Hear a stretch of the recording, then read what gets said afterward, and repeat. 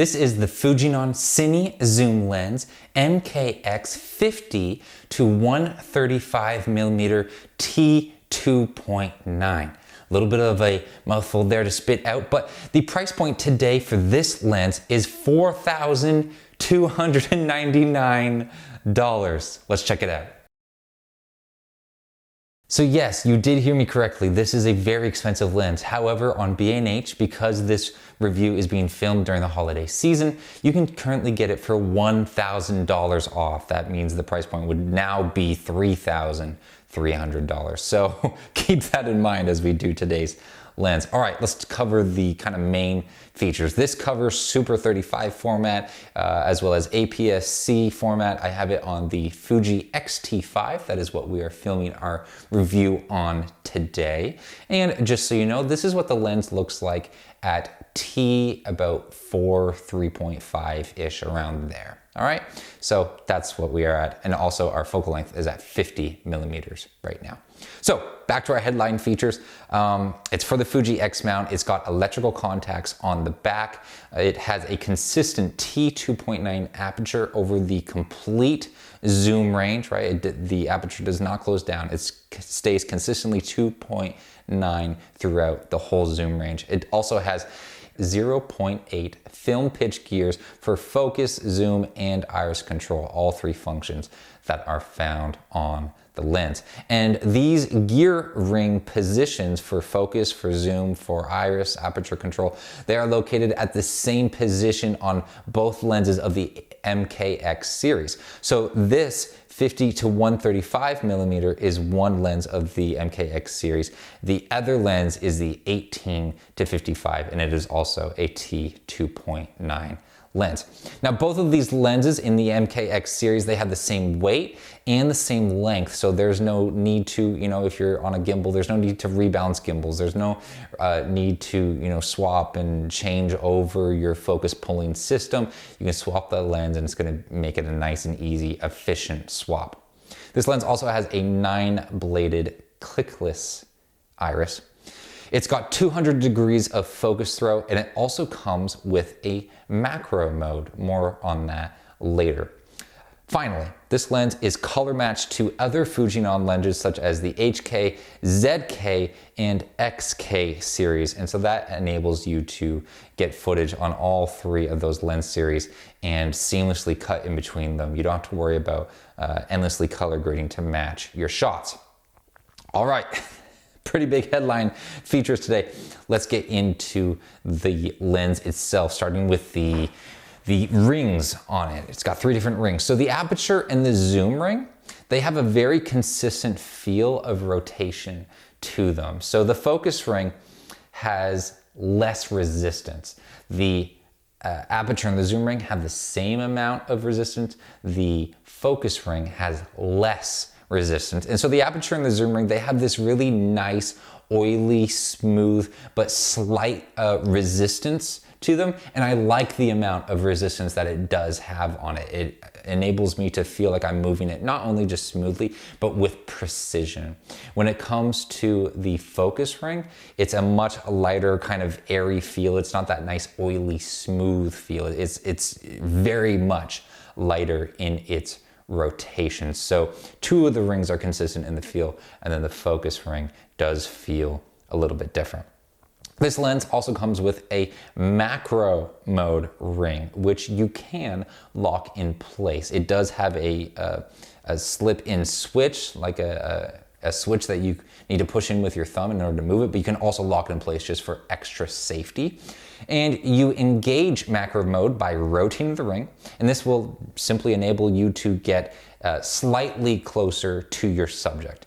In my opinion, this macro mode on the lens, it's not, game-changingly closer that you're getting. It doesn't change the game in my opinion.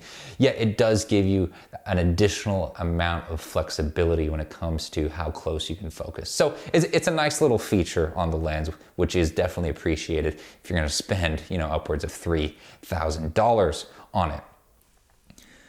This lens also comes with a macro switch. It is not on right now, but if I activate the macro switch, watch, we're focused at the very, very top edge of the book. We're actually focused a little bit beyond it. but if I hit the macro switch right now, you can watch the focus as I turn the macro switch, it comes in. Our focus is now at the bottom of the page, so the macro switch is turned on. I'm at the closest possible focus distance. I haven't moved that.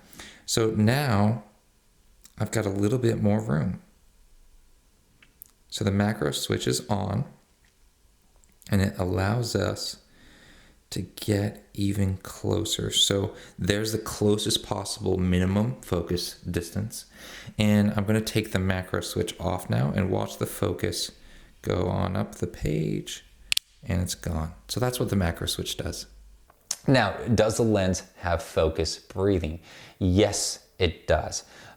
Here are some shots here. We've got a Christmas tree, and I'm gonna pull focus. Watch the pylon in the top left corner of the footage. You're gonna see it just go straight out of the shot. And not only that, but you can see and you can feel the Christmas tree in the shot growing smaller and bigger as the focus goes from the street to the tree, from the street to the tree. So yes, this lens does have focus breathing, but the good news is that's about where the flaws of this lens end, which is great, and also something that you would probably demand out of a $4,300 lens. You can see, if we're looking for chromatic aberrations, this lens has an incredibly clean performance. For example, this shot here, the scene is completely blown out and this lens doesn't even flinch. There's not highlights, there's nothing, there's no fringing whatsoever. So you do not have to worry about chromatic aberrations with this lens, which again, you would want to demand out of a $4,000 lens. Let's talk about my experience using this lens.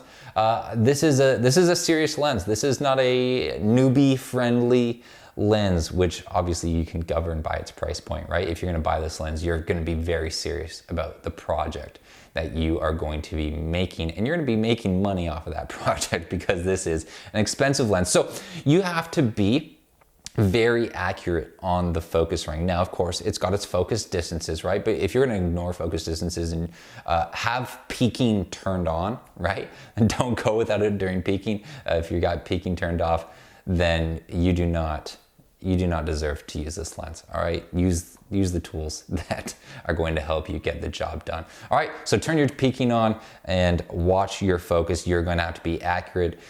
One thing I do have to mention when it comes to the focus ring is it only has units of measurement on the uppermost part of the scale, right? So meters and feet, the metric and imperial standard, is only kind of on the top of the ring. I'd like to see it just on the bottom as well. It's, you know, you may think it's not needed, but I think it would just be a nice quick visual identifier to make sure that everything is all set. You can use this lens for handheld shots. Not everything has to be done from a tripod. I certainly got my fair share of handheld shots with it and it was completely fine. However, I absolutely and firmly recommend that if you are going to go handheld with this lens, that your camera body should have stabilization built into it. The X-T5 has actually some really quite good stabilization built into it, and it really helped steady out the lens and give me some usable footage. So just something to note on that end. Overall, this really is an incredible lens. It has very, very minimal flaws. I never had problems with kind of flaring, and if I ever did, it comes with a huge lens hood that you can throw on it. Not only that, but this lens is very lightweight. It comes in weighing at about 2 pounds, and it's not overly, huge or heavy for a cinematic lens.